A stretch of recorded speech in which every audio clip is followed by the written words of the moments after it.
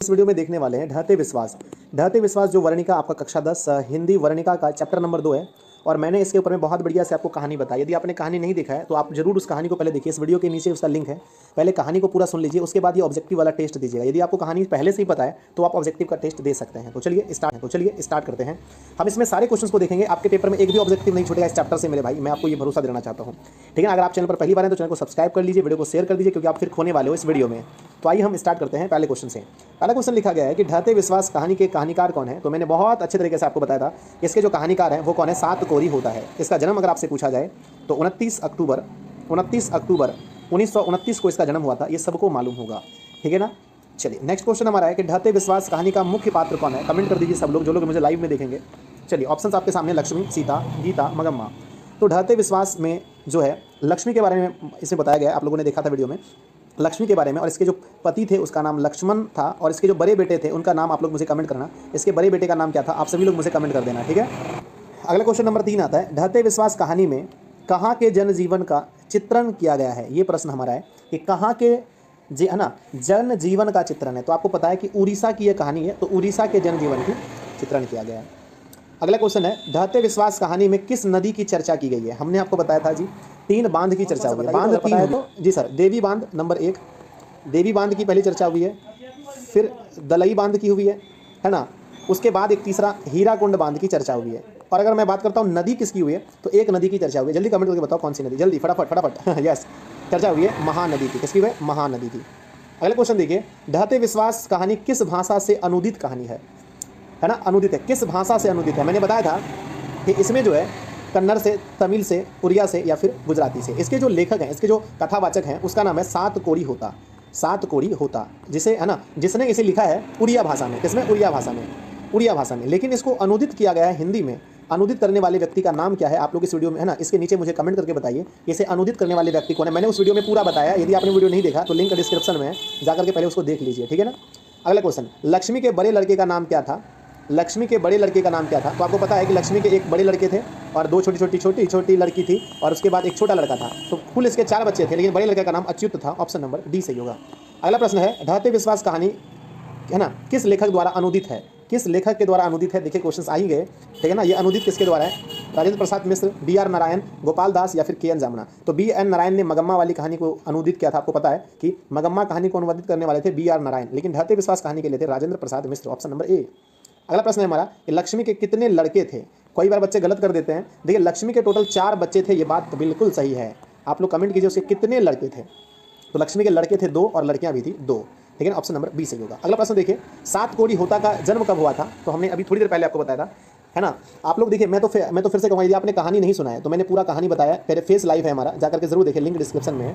ठीक है ना। तो सातकोरी होता का जो जन्म है मेरे भाई, उसका जन्म हुआ था 1929 को, 29 अक्टूबर 1929 को उड़ीसा में। अगला, लक्ष्मण कहाँ नौकरी कर रहा था। लक्ष्मण जो कि लक्ष्मी का पति था, और वो कहाँ नौकरी कर रहा था आपको ये बताना है। तो वो कोलकाता, लखनऊ, सूरत, पटना, सबसे वीवीआई क्वेश्चन है, ये आता है हिंदी में सबसे ज़्यादा, कोलकाता में काम करता था। अगला प्रश्न है कि लक्ष्मण के पत्नी का नाम क्या था। भाई साहब ये तो हद ना हो गई, इतनी आसान क्वेश्चन पूछा है। लक्ष्मी, सीता, अंबिका या ललिता। जल्दी कमेंट, स्पीड, जो लोग मुझे लाइव में देख रहे हैं जल्दी स्पीड कमेंट कीजिए। तो भाई साहब लक्ष्मी उसका नाम था यार, इतना तो आप गलती कर नहीं सकते ना। अगला क्वेश्चन है कि पड़ोस के पढ़ाकू लड़के का नाम क्या था। मैंने इतनी अच्छे से वीडियो में बताया था, लिंक नीचे बार कह रहा हूँ, जाके पहले उसे देख लेना। एक लड़का बहुत पढ़ा लिखा था, पड़ोस का पढ़ाकू लड़का था, उसका नाम क्या था। आनंद, है ना, सातून, राकेश या गुण निधि। क्या नाम था बताइए। तो पड़ोस के पढ़ाकू लड़के का नाम था गुण निधि। ऑप्शन नंबर डी सही होगा। अगला प्रश्न है हमारा कि हीराकुंड बांध किस नदी पर स्थित है। सारे क्वेश्चंस को मैंने उसमें करवाए हैं। हीराकुंड बांध किस नदी पर है, महानदी, गोदावरी, नर्मदा, ताप्ती, है ना। तो हीराकुंड बांध महानदी पर स्थित है। ऑप्शन नंबर ए सही होगा। अगला प्रश्न है, किस शहर को बचाने के लिए महाराजा ययाति केसरी ने पत्थर के बांध बनवाए थे। किस शहर को बचाने के लिए। तो मैंने पहले बच्चे आपको बताया था, राजा ययाति केसरी ने भुवनेश्वर शहर को बचाने के लिए ये बांध बनवाया था। ठीक है ना। अगला क्वेश्चन, लक्ष्मी के ससुर मर गए थे। आपको बताना है कि लक्ष्मी के ससुर कहाँ मरे थे। यार जिसने कहानी पढ़ी होगी ना, कमेंट, है ना, आप लोग मजा आ रहा होगा। जिसने कहानी देखी है मेरे बच्चे, मैंने जो बताया है लिंक डिस्क्रिप्शन में, जिसने कहानी देखा है उसको लग रहा है सर ये क्या मजाक हो रहा है, इतना आसान क्वेश्चन। लक्ष्मी के जो ससुर थे मंदिर में काम करते थे, बांध में काम करते समय मरे थे, विद्यालय में या मस्जिद में। ठीक है ना। जल्दी कमेंट्स कीजिए सब लोग। तो भाई साहब वो बांध में काम करते हुए मर गए थे। गुण निधि ने किस दल का गठन किया था। हाँ मेरे बच्चे, इसी पर तो मैं फंस गया था ना उस समय। गुण निधि ने स्वेच्छा सेवक दल, स्वयं सेवक दल, मजदूर दल या फिर सेवा दल, किसमें क्या था जल्दी बताना है आपको।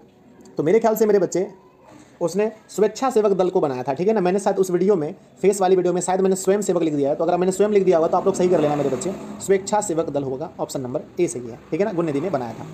अगला क्वेश्चन आता है कि बाढ़ का पानी बढ़ता जा रहा है, ऐसी खबर गाँव में पहुंचाने के लिए गुण निधि से किसने कहा? किसने कहा? किसने कहा? ऑप्शंस आपके सामने हैं, मुखिया ने, सरपंच ने, थानेदार ने या जिला अधिकारी ने। तो बाढ़ का पानी बढ़ता जा रहा है, ऐसी खबर गांव में पहुंचाने के लिए गुण निधि को सरपंच साहब ने कहा था। मैंने उस वीडियो में अच्छे से बताया है। लक्ष्मी के कितनी लड़कियां थी? देखिए, अगर कुल बच्चे पूछें तो लक्ष्मी के कुल बच्चे कितने थे भाई साहब? जल्दी, ऑप्शन आपके सामने हैं। कुल बच्चे थे उनके 4, लेकिन उसमें 2 लड़के थे और 2 लड़कियां थी। ऑप्शन नंबर क्या होगा? ए सही होगा। नेक्स्ट क्वेश्चन हमारा क्या है कि विपत्ति अकेले न आकर संग साथियों के साथ आती है, यह पंक्ति किस पाठ की ली गई है? ये बहुत ही फेमस क्वेश्चन है, VBI क्वेश्चन है प्यारे बच्चों। विपत्ति अकेले न आकर संग साथियों के साथ आती है, बिल्कुल सही। आपने देखा था इस कहानी में, पहले आ गया था क्या? पहले आया था भाई साहब तूफान, उसके बाद आया था सुखाड़, सुखाड़ के बाद आया था भारी बारिश, भारी बारिश के बाद फिर आया था क्या? बाढ़। तो आप कह सकते हो ये सब विपत्ति संग साथियों के साथ आती है, ये कहा गया था ढहते विश्वास में, ऑप्शन नंबर सी। अगला, बाढ़ की समस्या कहानी का केंद्र में कौन सा है? यानी किस कहानी में बाढ़ की समस्या है? माँ में, ढहते विश्वास में, नगर में या धरती कब तक घूमेगी? तो बाढ़ की समस्या जो थी मेरे भाई, आप लोग जल्दी जल्दी कमेंट करके बताइए। अगर इस वीडियो को बाद में आप देख रहे हैं तो वीडियो को जरूर पहले शेयर कीजिए अपने दोस्तों में। फेसबुक पर देख रहे हैं तो फेसबुक पेज पर शेयर कीजिए, फेसबुक ग्रुप पर शेयर कीजिए। तो ये कहानी है ढहते विश्वास में। अगला प्रश्न आता है, लक्ष्मी के पति ... में नौकरी करते थे। भाई साहब ये रिपीटेड क्वेश्चन है, तो मैं इसका आंसर तो नहीं बता रहा, आप लोग कमेंट कीजिए कि लक्ष्मी के पति कहाँ नौकरी करते थे? मुंबई, दिल्ली, जयपुर, कोलकाता। रिपीटेड क्वेश्चन है बच्चों, कभी कभी रिपीट हो जाता है क्वेश्चन।